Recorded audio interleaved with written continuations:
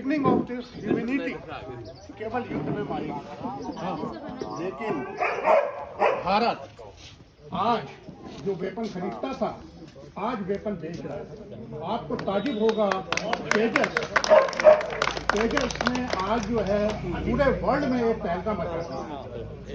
Government ने अब आपका जो है तीनों जो अपनी आर्मी, नेवी, एयरफोर्स की विंग है उसके ऊपर में एक जो है सुप्रीम कमांडर बैठा दिया है जो ये डिसीजन ले सकता है। जैसा कि अभी जोशी साहब ने बताया था कि अगर एरोप्लेन का अगर उस समय थोड़ा सा भी सपोर्ट हुआ होता तो शायद आज हमारी जमीन गई है नहीं गई। लेकिन अगर ये आज जो हमारे देश के प्रधानमंत्री हैं अगर ये रहते हैं तो शायद के बलूचिस्तान ये हमारे पास आ जाएंगे और ये यूनिफिकेशन होके ये देश फिर एक बहुत बड़ा देश बनेगा। मैं आपको आज ये बस इतना ही कहना चाहता हूँ और मैं बहुत अच्छी बात है सर, ये अनुभव होते हैं सर जी, सामरिक दृष्टि से जो ये इनका अनुभव है सर, इनसे जोश उत्पन्न होता है और श्रद्धा उत्पन्न होती है कि कैसे वह वीर सैनिक थे जिन्होंने अपने प्राणों की परवाह न करते हुए अपने बलिदान दे दिया और इस देश को बचाने के लिए कार्य किया। धन्य है सर आप लोगों का, आपकी सेवाएं बहुत धन्य है, क्योंकि आप लोग अगर ये कार्य नहीं करते तो शायद सामान्य जन आज सुरक्षित नहीं। दूसरी बात सर इसी में, अगर सरकार का उस समय सपोर्ट होता, सरकार में जरा सा भी अहम होता, अहम के बिना मनुष्य का जीवन सब निष्क्रिय है, इसके अंदर अहम नहीं है। अहम माने तो एक अहंकार होता है, एक स्वाभिमान होता है। स्वाभिमान जिसके अंदर नहीं है वो मरे हुए कुत्ते के समान जीवन है सबका। स्वाभिमान हमें हमेशा बनाए रखना चाहिए। अगर उस समय के राष्ट्रपति में या उस समय के प्रधानमंत्री में, उस समय की सरकार में स्वाभिमान होता तो शायद ये स्थितियां उसमें पैदा नहीं होती। हमारे पास हवाई जहाज तो उसमें भी नहीं, एक अटैक करा देते ऊपर से, राशन ड्रॉप करा देते वहां पर तो हमारे सैनिक बच जाते। यही कमियां रही, स्वाभिमान की कमी रही, दूसरे के पीछे पिठलग्गू बनने की हमारी प्रवृत्ति जो रही वही हमें गिराते रही। आज स्वाभिमान से हमारा सर मस्तक ऊंचा है महोदय, आप लोगों के कारण हमारा मस्तक ऊंचा है। तो निश्चित तौर पर ये बातें होती हैं तो हमारा स्वाभिमान जागता है, सब देश जागता है तो हम आगे बढ़ते हैं। आज हम जो चीजें बाहर से खरीदते थे आज हम विदेशों को बेच रहे हैं। कितनी बड़ी बात है, कितने गौरव की बात है। मैं तो चाहता हूँ कि निश्चित तौर पर यह आज परिंदी हमारे मोदी जी चिरायु रहे तो हमारा देश फिर से विश्व गुरु बन जाएगा और बहुत सुंदर हमारे अन्य कोई व्यक्ति सर दो शब्द सर बढ़िया है, सब मौका मिला है आज अपनी चीज को शेयर करने का।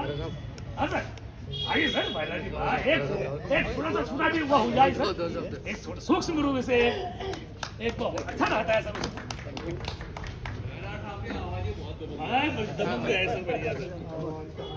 आप सर शेर तो शेर ही होता है सर, निकलेगी आवाज शेर ही होता है। आज ये गणतंत्र दिवस समारोह के उपलक्ष्य में उपस्थित समस्त सम्मानित गौरव सेनाई, हमारी मातृशक्ति और उपस्थित समस्त सम्मानित महानुभावों का मैं हार्दिक स्वागत करता हूं और बहुत बहुत बधाई और शुभकामनाएं देता हूं। 26 जनवरी 1950 का दिन हमारे लिए एक बहुत गर्व का दिन है, क्योंकि आज के दिन ही हमारा संविधान लागू हुआ। वैसे तो स्वतंत्रता आज़ादी हमको 15 अगस्त 1947 को मिल गई थी, लेकिन उसके पश्चात इस संविधान को बनाने में 2 साल 11 महीने 18 दिन का समय लगा, क्योंकि संविधान हमारा 26 नवंबर 1949 को बन चुका था, लेकिन लागू हुआ 26 जनवरी 1950।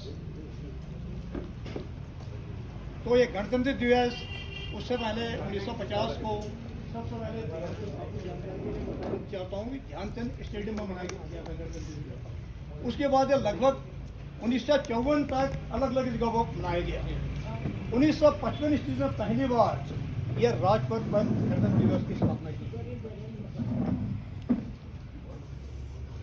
बाकी आप लोगों के सहयोग से सभी जनमानस को देश की हमारा जो है सर्वोपरि है, देश सेवा के लिए जो भी जितना कर सकता है उसका भी कम है। इसलिए आज के दिन हम सभी के लिए बहुत गर्व का विषय है, गर्व का दिन है इस गणतंत्र दिवस को, क्योंकि हमारे गणराज्य गणतंत्र दिवस बना हालांकि संविधान बनाने के लिए भी इसका श्रेय पूरा डॉक्टर भीमराव अम्बेडकर को जाता है, लेकिन अगर हम माने तो जो संविधान हमारा लिखा है ये असली में लिखा है प्रेम बिहारी नारायण राजमदानी, लेकिन ये संविधान के एक सदस्य थे भीमराव अम्बेडकर, इसलिए इसको उनका श्रेय जाता है। बाकी एक बार मैं फिर पुनः आप सभी को गणतंत्र दिवस की बहुत बहुत शुभकामनाएं देता हूँ, बहुत बहुत बधाई देता हूँ। हमारा देश आगे को और दिन प्रतिदिन तरक्की करते रहे, इसलिए हमको अपने देश पर बहुत बहुत गर्व है। धन्यवाद। बहुत बहुत धन्यवाद सर। ये शेयर करने की बात होती है, हालांकि पराधीन सपने सुख नहीं महोदय, गुलामी से पहले की आप गुलामी के दिनों की आप चर्चा करें, उस पर जैसा प्रकाश डालें तो भारत हमारा गुलामी का जीवन जी रहा था, और गुलामी का जीवन कहीं भी सोने का या पलंग क्यों ना हो, उसमें पकवान में क्यों ना हो, वो भी अच्छे नहीं लगते। पराधीन सपने में भी पराधीनता अच्छी नहीं गई। तो कैसा वो समय था जब हमारा देश पराधीन था, गुलामी के जंजीरों में जकड़ा हुआ था। तो उस गुलामी के जंजीरों में जो जिन लोगों ने अपना बलिदान दिया, महान व्यक्ति थे वो, अपने प्राणों की जिन्होंने परवाह नहीं करी और देश के लिए बलिदान हो गए, तो उन बलिदानियों को हम याद करते हुए उनके प्रति अपनी श्रद्धासुमन अर्पित करते हैं कि अगर उस समय त्याग नहीं किए होते तो शायद भारत स्वतंत्र नहीं होता। कितनी माताओं का, कितनी बहनों का, कितनी गोदें खाली हो गई, किनका सिंदूर खाली हो गया, कितने पिताओं के पुत्र समाप्त हो गए, लेकिन इस देश के लिए फिर भी उन्होंने लड़े और लड़ करके 15 अगस्त 1947 को देश स्वतंत्र करने की घोषणा तो कर दी अंग्रेजों ने, भारत के रुख को देख करके, क्योंकि जन जन तक यह आंदोलन फैल चुका था। ग्रामीण जो व्यक्ति था गांव तक, वो भी ये जानने लग गया था कि वास्तव में पराधीनता अच्छी नहीं है, जाग चुके थे। तो अंग्रेजों ने कहा अब भारत में राज करना कठिन हो गया है, यहाँ राज करने के लिए हर जगह से विरोध की आवाज उठने लग गई है, इसलिए इसको स्वतंत्र कर दो। 15 अगस्त 1947 को स्वतंत्र कर दिया, लेकिन स्वतंत्र करने के बाद किसी राष्ट्र ने इसको अपनी संप्रभुता की राष्ट्र की संज्ञा नहीं दी। 2 साल 11 महीने कुछ दिन का समय लगा, 18 दिन का समय लगा। हमारे जो विभूतियां थे उस समय के, राजेंद्र प्रसाद अध्यक्ष थे उसके, और उन्होंने एक कमेटी का गठन किया जिसमें उन्होंने संविधान का अवलोकन करने के लिए अन्य देशों में भेजे। तो उस कमेटी के अध्यक्ष जो है भीमराव अम्बेडकर को बनाया गया, और उनकी अध्यक्षता में हमारे दल ने विदेशों का अध्ययन किया जाकर के उनके संविधानों का, और इतने 2 साल के महीनों में वह संविधान का एक निचोड़ लेकर के बाहर आए। तो सर ने जो बताया कि उनने उसका लेखन किया, अम्बेडकर जी उसके अध्यक्ष थे, उस कमेटी के अध्यक्ष तो राजेंद्र प्रसाद थे, अध्यक्ष उस कमेटी के सदस्य टीम थी कि उस सदस्य टीम ने इस कार्य को किया। तो भारत अब तब जाकर के 26 जनवरी 1950 को भारत को संप्रभुता संपन्न गणराज्य की संज्ञा मिली। संप्रभुता संपन्न गणराज्य तब बना हुआ, उससे पहले किसी ने इस देश को अपने राज्य की गणतंत्र की संज्ञा नहीं दी। तब 26 जनवरी का दिन इसलिए बहुत महत्वपूर्ण है कि ये भारत के गौरव का दिन है। इस दिन से भारत जो है विश्व के मानचित्र में आया, विश्व के राष्ट्रों के श्रेणी में आया। मुझे इतनी गौरव गाथा है हमारे देश की, कैसे कैसे लोगों ने जो है इसके लिए बलिदान दिया। तो इसी संबंध में कोई अन्य व्यक्ति महोदय शब्द दिए हो महाराज? हाँ सर, अच्छा लगता है सर, कोई ऐसी चीज। राष्ट्रीय गान गाने वाला है। आज राष्ट्रीय गान गाएंगे जी जी, राष्ट्रीय गान शुरू करते हैं जी। वो ध्वज राष्ट्रीय गान क्या था, वो दूसरा वाला गीत था आसमान में माला। अब मैं थोड़ा सा लग गया था, मैं तैयारी से छात्र माता जी का के उपलक्ष्य में आप 6 कुमाऊं के गौरव सेनानी, उपस्थित हमारे वयोवृद्ध चचा जी, उपस्थित देवियों एंड प्यारे बंधुओं, इस गणतंत्र दिवस के उपलक्ष्य में मैं सूबेदार major honorary captain Harish Chandra Upreti आप लोगों का हृदय से, तहे दिल से हार्दिक स्वागत करता हूं इस प्रांगण में और अभिनंदन करता हूं। साहिबान, हालांकि इस जो ये कुमाऊं के ऊपर बेस लगा है वह शेर का निशान है। मैं बड़ा सौभाग्यशाली हूं 6 कुमाऊं के गोल्डन जब गोल्डन डे हुआ था रुड़की में, मेरी उसमें सेकंड पोस्टिंग थी बीजेन सेंटर रुड़की में। तो हमारे कुछ रिलेशन थे, एक तो स्वर्गीय हेड क्लर्क थे एमपी के हेमचंद्र जोशी जी, वह मेरे मिसेज के नाना जी लगते थे, और एक बैंड के हौलदार होते थे दिनेश चंद्र जोशी, सेना मेडल, वह हमारे बुआ के लड़के होते थे। तो उन्होंने मुझे बड़ा इनवाइट किया और 3 दिन हम वहीं आपके 6 कुमाऊं का बड़ा एंजॉय किया था। और 15 कुमाऊं 15 कुमाऊं इंदौर में मैं 2.5 साल की सेवा, नागालैंड में मैंने सेवा करने का मौका मिला। मुझे बड़ी दिली इच्छा थी कि मैं अपने सेंटर रानीखेत में नौकरी करूं थोड़ा सा, लेकिन मुझे वहां पर पोस्टिंग नहीं मिली। हालांकि इंडियन आर्मी की 17 बटालियनों मैंने नौकरी करी है और आप लोगों के साथ और 33 साल नौकरी करके आया, और बहुत बढ़िया आप लोगों के आशीर्वाद से, ऊपर वाली के मेहर से बहुत अच्छा रहा महाराज। गणतंत्र, जैसे कि आप लोग सब बुद्धिजीवी हैं, बहुत अच्छे अच्छे यहाँ पर आपने शिक्षाप्रद बातें भी बताई। गणतंत्र का मतलब ये होता है कि जो हमारा देश है, यहाँ पर किसी एक का नहीं है, हर जन का, एक छोटे छोटे मनुष्य से यह चुनाव जो जीत कर, मतलब चुनाव दे करके, अपना मत दे करके, जो भी यहाँ पर प्रधानमंत्री का चुनाव होता है या अन्य मंत्रियों का चुनाव होता है, तो हर गण का अपना अपना मतदान होता है। इसी प्रकार राष्ट्रपति का जो हमारे द्वारा चुने गए प्रतिनिधि हैं संसद के, उनका निर्वाचन करके तब हमारे राष्ट्रपति जी का चुनाव होता है।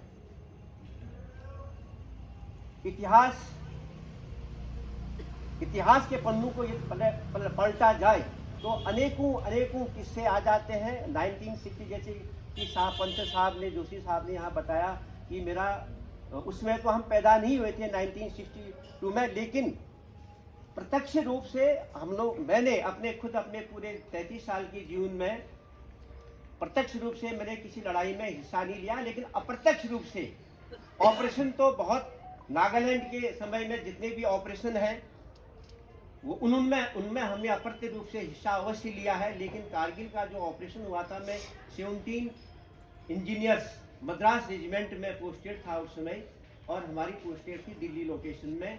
हमारी यूनिट को ये टास्क मिला था कि आप फॉरवर्ड में नहीं जाओगे, आपका, क्योंकि इंजीनियर का काम अलग रोल का होता है, कुछ पलटनें उनकी वहां पर गई थी। बाकी हम लोगों का जो टास्क था, जितने भी, ये मैं अपनी हकीकत बता रहा हूँ, जो हमने आंखों देखा मैं है साहब, कारगिल ऑपरेशन में जितने भी डेड बॉडीज, कैजुअलिटीज आई थी, वो सब पालम एयरपोर्ट में आती थी। वहां से हम लोगों का काम था कि वहां से डेड बॉडी को 218 मीडियम रेजिमेंट थी, सबसे पहले वहां पर उनको ताबूत में वहां करके उनको फिर उनके घरों तक डिस्पैच करता था। आपने सुना होगा जो पहले 5 जो डेड बॉडीज आई थी, वह कैसे शत विषप्त हालत में आई थी। शत विषप्त में उनको आइडेंटिफाइड करना बहुत मुश्किल था। हमने अपने आंखों से, हमारे क्वाइसी हुआ करते थे और रोंगटे खड़े होते थे कि एकदम रूह कांप उठती थी। लेकिन टास्क जब बेल्ट इंसान पहुंच देता है, वो सब डर दूर हो जाता है। नहीं तो बचपन में मैं एक मरे हुए जानवरों के पास भी जाने से डरता था। ऐसे शब्द विषप्त, जिनकी आंखें नोची गई थी, जिनके नाखून काटे गए थे, ऐसे शब्द विषप्त हमने अपनी आंखों से देख करके, क्योंकि हमारे उसमें जब लड़ाई के दौरान जाते हैं तो एक छोटा सा एक प्लेट होता है जिसमें कि अपना नंबर लिखा होता है, डिस्क बोलते हैं उसको। उसकी वजह से जो है उनको आइडेंटिफाइड किया, तब जाकर के हमने डिस्पैच किया। वहां जाकर जितने कैजुअलिटी थे, क्योंकि जो भी कुमाऊं और गढ़वाल के लोग थे, स्पेशली देहरादून बेल्ट के अंदर जितने भी थे, हमारा कमांडिंग ऑफिसर परमजीत सिंह था, उसमें कर्नल बोला कि एजुकेशन साहब, आप जो है सब यहाँ के लोकल हैं, आप घरों में जाइए। हमारा काम यही था कि घरों में जा करके उनके जो भी है वो मैसेज वहाँ देना, और दिल्ली RR हॉस्टल में जो भी कैजुअलिटीज थी उनको पेरेंट्स से मिलाना, ये हमारा टास्क रहा है। और उसके बाद ऑपरेशन तो बहुत दुनिया हुई। देखिए हमारा जो आज हम ये मना रहे हैं, कहते हैं, कहावत है, शहीदों की चिताओं में लगेंगे हर वर्ष मेले, वतन पर मरने वालों का यही बाकी निशान होगा, यही बाकी निशान होगा। मरता तो सब मरता है साहब। आज हम बड़े फक्र हैं जो आप सभी ने, हमने जो मेडल लगा के रखे हैं, और जब आज यहाँ एकत्रित होता है, हर इंसान को अपना फक्र महसूस करना चाहिए कि हम, हालांकि सभी, चाहे वो टीचर हो चाहे छोटे साहब, अपनी अपनी सेवाएं देता है, लेकिन